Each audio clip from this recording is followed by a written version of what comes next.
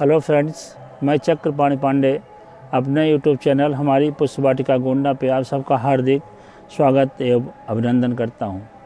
दोस्तों, आप सबको नए वर्ष की ढेर सारी बधाइयां और आपका आने वाला वर्ष शुभ हो, मंगलमय हो और आप अपने जीवन में नित्य सफलताएं प्राप्त करते जाएं। इसी के साथ आज मैं अपना वीडियो प्रारंभ करता हूं। दोस्तों, आज मेरे वीडियो का टॉपिक प्राइम रोज़ के ऊपर है। ये मेरे सामने आप देख रहे होंगे, ये प्राइम रोज़ के कुछ अलग अलग रंगों में पौधे रखे हुए हैं।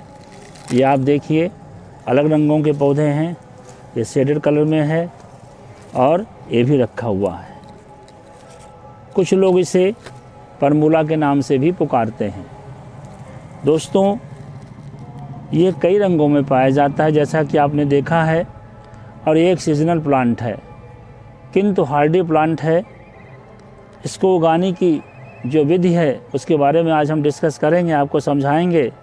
लेकिन आप ये भी जान लीजिए कि ये पौधा अधिक तापमान बर्दाश्त नहीं कर सकता है, इसलिए इसके जो फ्लावरिंग का समय है वो नवंबर से लेकर के अप्रैल तक का है। अप्रैल में भी इस पौधे को आप तभी उगा पाएंगे जब इसको आप सेमी शेड एरिया में रखेंगे। दोस्तों, रिपोर्टिंग करने से पहले, रिपोर्टिंग का मतलब होता है ये गमले में जो पौधा लगा हुआ है इसको हटा करके हम दूसरे गमले में लगाएंगे। रिपोर्टिंग करने से पहले हम गमले के बारे में और पौधे के बारे में पर्याप्त जानकारी करेंगे। ये जो इसका भाग देख रहे हैं, इसमें कलियां कम हैं, ये इसका क्राउन पोर्शन है। ये क्राउन पोर्शन है। जब हम इसको लगाएंगे गमले में, किसी दूसरे गमले में रिपोर्ट करेंगे तो ये क्राउन पोर्शन अब हमेशा ऊपर की ओर होना चाहिए। आप देख रहे हैं कि इसकी पत्तियां कितनी सुंदर सुंदर हैं, आर्टिफिशियल पत्तियां लग रही हैं इसकी। इन पत्तियों से भी इस पौधे की सुंदरता बढ़ जाती है। तो दोस्तों, देर न करते हुए आइए हम आपको बताना चाहते हैं कि इसकी सॉइल मिक्स कैसी होनी चाहिए।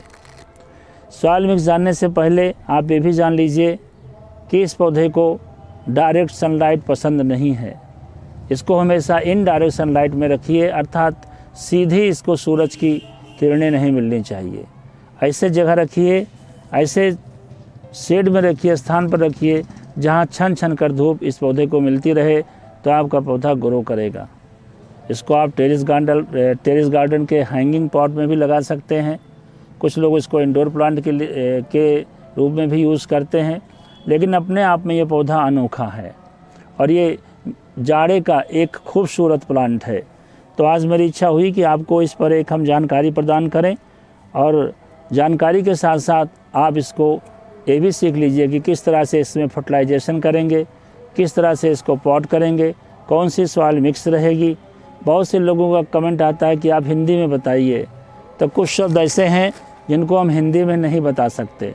जैसे पॉट, जब पॉट का प्रयोग हम करते हैं तो पॉट मीन्स गमला होता है। पोटिंग का प्रयोग हम करते हैं तो इसका मतलब गमले में लगाने वाली चीज़।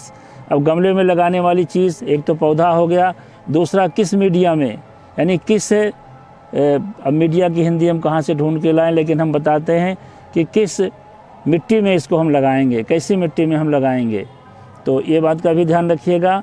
तो आइए चलते हैं, हम इसका सॉइल मिक्सचर तैयार करते हैं। तसला लूँगा, ये आप देख लीजिए, आप भी अपने पास इसको रखिए।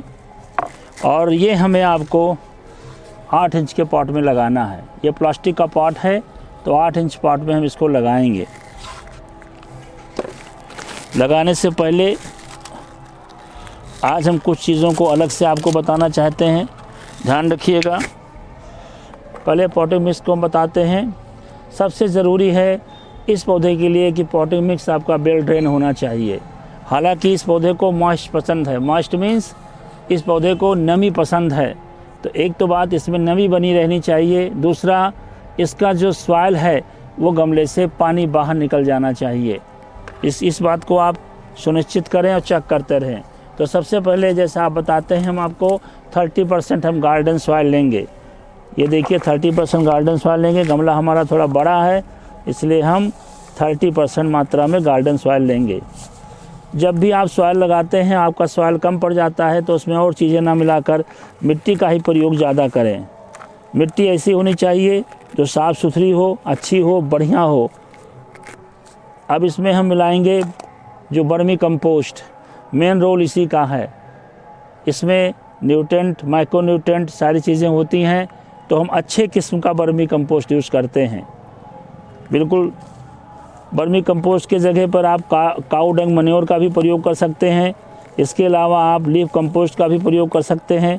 मेरे पास ये दोनों चीज़ें नहीं हैं, तो मैं वर्मी कंपोस्ट का प्रयोग करता हूँ। आपके पास जो चीज़ हो, लीफ कंपोस्ट हो, लीफ कंपोस्ट का प्रयोग कीजिए, लेकिन उसकी मात्रा 40% रहेगी, या काऊ डंग मैन्योर का प्रयोग कीजिए तो उसकी मात्रा 40% रहेगी। फिर इसके बाद आता है रेत। रेत बहुत ज़रूरी है सॉइल को थोड़ा मॉइस्ट बनाने के लिए, और सॉइल में थोड़ा पानी को हमेशा ड्रेन आउट करने के लिए। तो इसकी मात्रा भी हम 30% लेंगे। 30% हमने इसकी भी मात्रा ले ली। अब हमें करना क्या है? अब हमें करना है, इसमें चूँकि फंगस लगने की संभावना बहुत होती है, इसलिए साफ फंगिसाइड का भी प्रयोग हम करेंगे। देखिएगा आप, ये मैंने आधा चम्मच साफ फंगिसाइड ले लिया। साफ फंगिसाइड के साथ साथ हम इसमें हर पौधे में आपको बताते हैं नीम पाउडर बहुत ज़रूरी चीज़ है। नीम पाउडर में तरह तरह के न्यूट्रिशंस होते हैं, बहुत सारी ऐसी चीज़ें होती हैं जो पौधे की रिक्वायरमेंट होती है। तो हम लगभग 1 मुट्ठी इसमें डाल देंगे, थोड़ा सा और डाल देंगे। ये कोई नुकसान करने वाली चीज़ नहीं है, सब ऑर्गेनिक चीज़ें हैं। अब हम सॉइल को अच्छी तरह से मिलाएंगे, हाथ से अच्छी तरह मिलाएंगे। खूब अच्छी तरह से सॉइल को मिला लीजिए। ये वेल ड्रेन सॉइल है। आलस मत कीजिए। कोई भी पौधा लगाने में, जब आप पौधा लगाते हैं तो पौधे को एक नवा जीवन देते हैं आप। जब आप अच्छे तरीके से लगाएंगे, आप इसकी देखभाल करेंगे, तो पौधे भी आपकी तरफ आकर्षित होंगे। और ये भी नहीं है कि एक बार लगा के आपने छोड़ दिया तो पौधे की देखभाल नहीं करनी है। समय समय पर हर दूसरे तीसरे दिन पौधे के मिट्टी को आपको चेक करते रहना अपने हाथों से कि कहीं इसमें पानी रुका तो नहीं है, या कहीं इसमें पानी की ज़रूरत नहीं है। यदि मिट्टी आपको सूखी रखती है तो इसमें आप पानी डाल दीजिए, अन्यथा पौधा मर जाएगा। तो इसलिए आप खुद इसमें मेहनत करेंगे तो पौधा आपका चलेगा। किसी माली के बल पे या किसी और के बल पे यदि आप रहेंगे तो आपका पौधा नहीं चल पाएगा। और मेरा मोटो भी यही है कि आप स्वयं काम करें।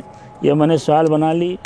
ये देखिए, पहले मैं इसे कुछ पौधों में नहीं ढकता हूँ, लेकिन जहाँ मुझे आवश्यकता होती है वहाँ मैं इसको ढक देता हूँ, कवर कर देता हूँ पूरी तरीके से।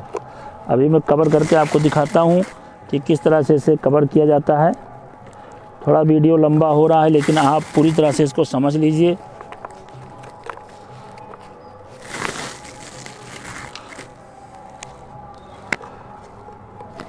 एक दो छेद में खुला रख के छोड़ दूंगा ऐसे ही, ताकि पानी बेल ड्रेन आउट हो जाए करे और पौधे को ऑक्सीजन भी मिलता रहे। एक दो छेद हम छोड़ देंगे, बाकी छेदों को हम ढक देंगे सिर्फ इस पौधे के लिए। ये देखिए, ऐसे आपको रखना है।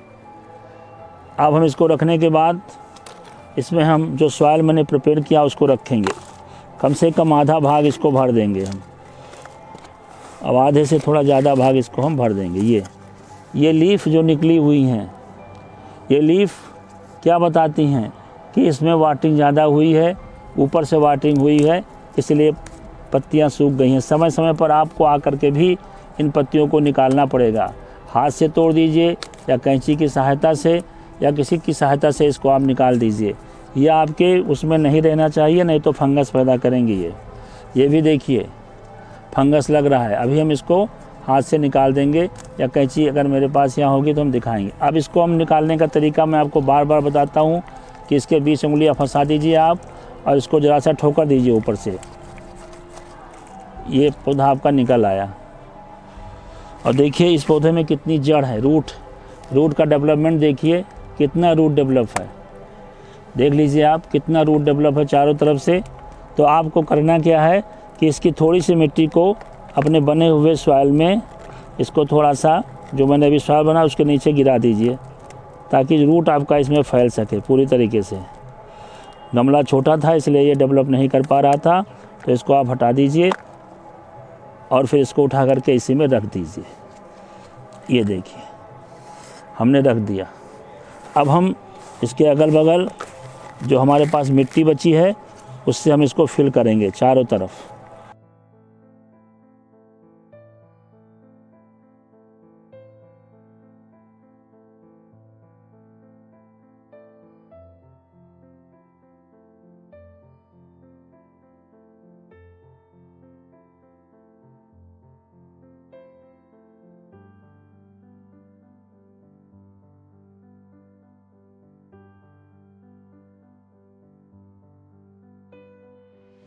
जो भी लोग प्रकृति प्रेमी देख रहे हैं उनसे मेरा रिक्वेस्ट है कि मेरा एक और चैनल है स्पिरिचुअल टॉक के माध्यम से, उसमें भी मैं आपको प्रकृति से ही जुड़ी हुई बातें बताता हूँ, उसको भी आप सब्सक्राइब कर लीजिए। स्पिरिचुअल टॉक गोंडा के नाम से वो भी चैनल है। अब देखिए पौधे की सेटिंग देखिए, ऐसा लगता है कि पौधा पूरी तरीके से इंतज़ार कर रहा था इसमें आने के लिए। आप देख लीजिए पूरी पौधे की सेटिंग देख लीजिए आप। अब आपको वाटरिंग कैसे करनी है, पानी कैसे देना है, ये एक महत्वपूर्ण चीज़ है। और फर्टिलाइज़ कैसे करना है, तो इसमें हम चूँकि ये एसिडिक सॉइल पसंद करता है ये पौधा, इसलिए इसमें हम जो फर्टिलाइज़र देंगे उस फर्टिलाइज़र को हम आपको बताने वाले हैं। सबसे पहला फर्टिलाइज़र हमारा है, इसमें हम थोड़ा सा मस्टर्ड केक जो मैंने 2 दिन पहले से भिगो के रखा है, यानी खली का चूरा, उस खली के चूरे को हम यहाँ पर थोड़ा सा लेंगे, मुश्किल से 50 ग्राम। ये मैं छान क्यों रहा हूँ, क्योंकि ये अभी पूरी तरीके से भीगा नहीं है। थोड़ा सा हमें DAP जो मैंने भिगो के रखी हुई है 2 दिन से, उसको लेंगे। डाई अमोनियम फास्फेट, ये पूरा भिगा हुआ है। ये देखिए लगभग 20% इसमें हम मिलाएंगे।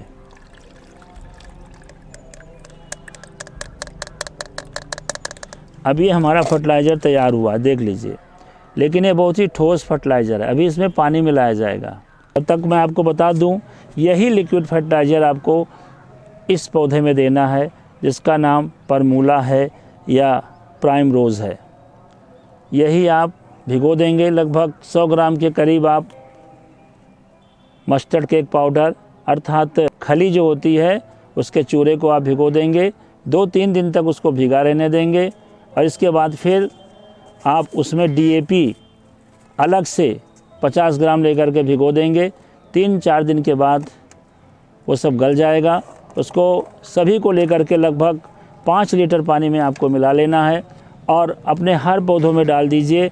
ये किसी में नुकसान नहीं पहुंचाएगा, बल्कि पौधों को और हरा भरा रखेगा। तो अब मैं इसको देखिए पानी के साथ इसमें मिलाता हूँ।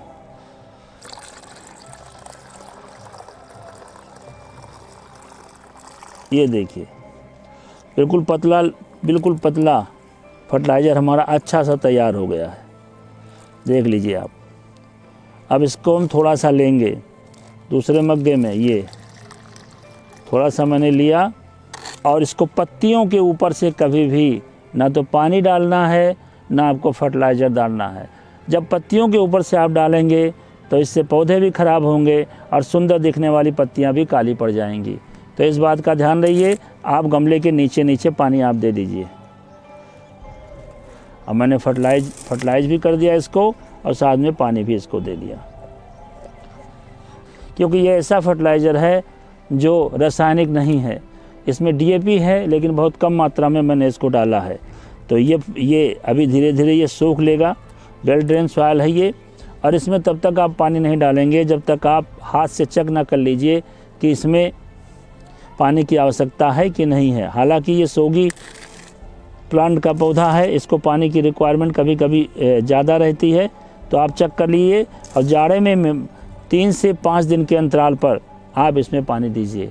जाड़े में आप बिल्कुल पानी नहीं देंगे। अब इसमें कौन सी ऐसी दवा का प्रयोग करें जिसमें ऐसे फंगस ना लगे, किसी प्रकार के इसमें कीड़े मकोड़े न लगे, तो मैं आपको बता दूं इसमें किसी भी प्रकार के कीड़े मकोड़े का प्रकोप नहीं होता है। कभी कभी फंगस का प्रकोप होता है, तो आप साफ फंगिसाइड आधा चम्मच लेकर के 1 लीटर पानी में इन पौधों पर स्प्रे कर दीजिए। तो आपका पौधा चलेगा। अगर आप इस पौधे को बचा लेते हैं तो ये पौधा आपको अप्रैल तक फ्लावरिंग करता रहेगा और जब इसके फूल आते हैं तो लंबे समय तक टिकते हैं। अपने आप में बहुत ही खूबसूरत पौधा है। दोस्तों, ये मेरा प्रयास था आपको एक जानकारी देने का प्राइम रोज़ के बारे में, परमूला के बारे में। यदि आपको मेरा आज का वीडियो अच्छा लगा हो तो इसको लाइक ज़रूर करें, शेयर ज़रूर करें और अगर कोई चीज़ पूछनी है तो कमेंट बॉक्स में जा कर के पूछिए। मैं कोशिश करता हूं कि आपके हर सवाल का जवाब दूं। साथ ही साथ मेरे चैनल को सब्सक्राइब करना भी ना भूलें, क्योंकि जैसे मैं कोई वीडियो अपलोड करूंगा वो नोटिफिकेशन आप तक पहुंच जाएगा। एक बार फिर से आपको नए वर्ष की हार्दिक शुभकामनाओं के साथ मैं चक्रपाणि पांडे आपसे विदा लेता हूं। बहुत बहुत धन्यवाद।